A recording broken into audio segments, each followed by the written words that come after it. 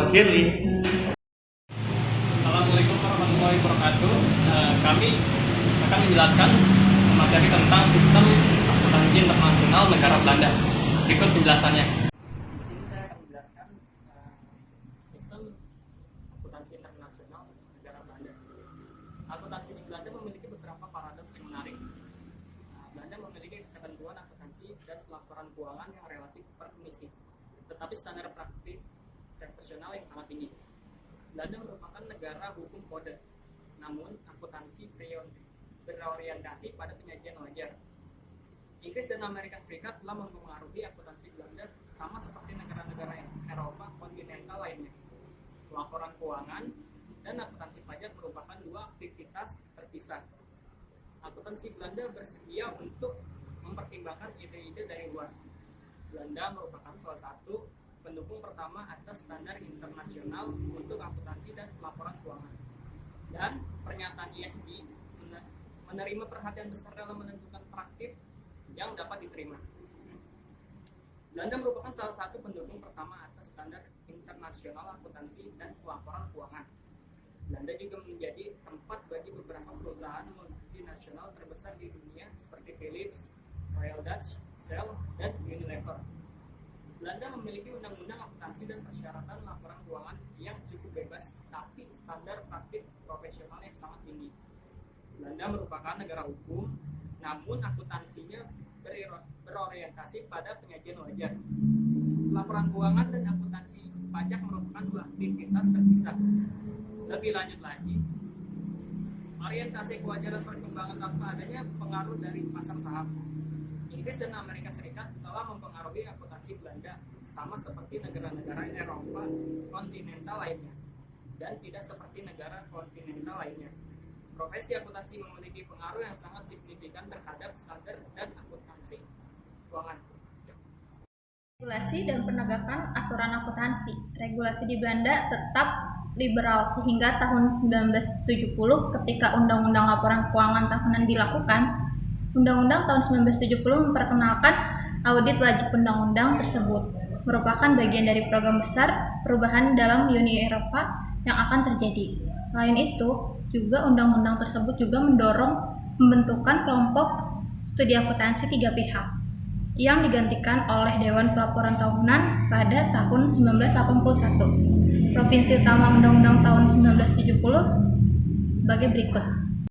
Laporan keuangan tahunan harus menunjukkan gambaran wajar mengenai posisi dan hasil keuangan 1 tahun dan seluruh pos di dalamnya harus dikelompokkan dan dijelaskan secara memadai. Kedua, laporan keuangan harus disusun sesuai dengan praktik usaha yang baik. 3. Dasar penyajian aktiva, kewajiban, dan penentuan hasil operasi harus diungkapkan. Keempat, laporan keuangan harus disusun sesuai dengan dasar yang konsisten. 5. Informasi keuangan komparatif untuk periode sebelumnya harus diungkapkan dalam laporan keuangan dan catatan kaki yang menyertainya. Selanjutnya, Dewan Pelaporan Tahunan. Dewan Pelaporan Tahunan memiliki 3 anggota yang berasal dari 3 kelompok berbeda, yaitu pertama, penyusunan laporan keuangan perusahaan, kedua, pengguna laporan keuangan, ketiga, auditor laporan keuangan. Selanjutnya saya akan membahas yaitu kamar perusahaan. Kamar perusahaan yaitu pengadilan khusus yang berhubungan dengan pengadilan tinggi di Amsterdam. Memiliki karakter unik sistem Belanda untuk mendorong kesesuaian dengan ketentuan akuntansi. Keputusan kamar perusahaan dapat menimbulkan perubahan dalam laporan keuangan atau berbagai jenis hukum. Auditing di Belanda merupakan profesi yang mengatur diri sendiri. Badan pengaturannya adalah institusi akuntan terdaftar Belanda atau yang disebut dengan BK, yang memiliki sekitar 3.000 lebih anggota. BK memiliki otonomi penuh dalam menentukan standar audit dan koordinatif profesional yang kuat, memiliki status wajib. Di sini kita akan membahas tentang pelaporan keuangan. Laporan keuangan wajib disusun dalam bahasa bela, namun dalam bahasa Inggris, Prancis, dan Jerman dapat diterima. Laporan keuangan itu sendiri terdiri atas yang pertama neraca, yang kedua laporan laba rugi, terus yang ketiga itu catatan-catatan, yang keempat laporan direksi, yang terakhir yaitu informasi lain yang direkomendasikan. Laporan Akuskas tidak diwajibkan, tetapi direkomendasikan oleh sebuah tuntutan dewan. Kebanyakan perusahaan Belanda membuatnya. harus menjelaskan prinsip akuntansi yang digunakan dalam penilaian dan penetapan hasil alasan-alasan dibalik setiap perusahaan akuntan yang dilakukan. Laporan direksi mengevaluasi posisi keuangan pada tanggal neraca dan kinerja selama tahun keuangan. Laporan keuangan tahunan harus disajikan baik berdasarkan induk perusahaan saja maupun konsolidasi. Perusahaan-perusahaan Belanda pun diperbolehkan untuk menyusun laporan keuangan dengan menggunakan IFRS atau GAAP Amerika Serikat selain standar akuntansi Belanda tersebut. Yang digunakan adalah metode pembelian. Goodwill merupakan perbedaan antara biaya akuisisi dengan nilai wajar, aktiva, dan kewajiban yang dibeli. Fleksibilitas Belanda dalam pengukuran akuntansi dapat terlihat dengan diperbolehkannya penggunaan nilai kini untuk aktiva wujud seperti persediaan dan aktiva yang disusutkan. Karena perusahaan Belanda memiliki fleksibilitas dalam menetapkan aturan pengukuran, dapat diduga bahwa terdapat kesempatan untuk melakukan perataan laba. Pos-pos tertentu dapat mengabaikan laporan laba rugi dan langsung disesuaikan terhadap cadangan dalam aktivitas pemegang saham.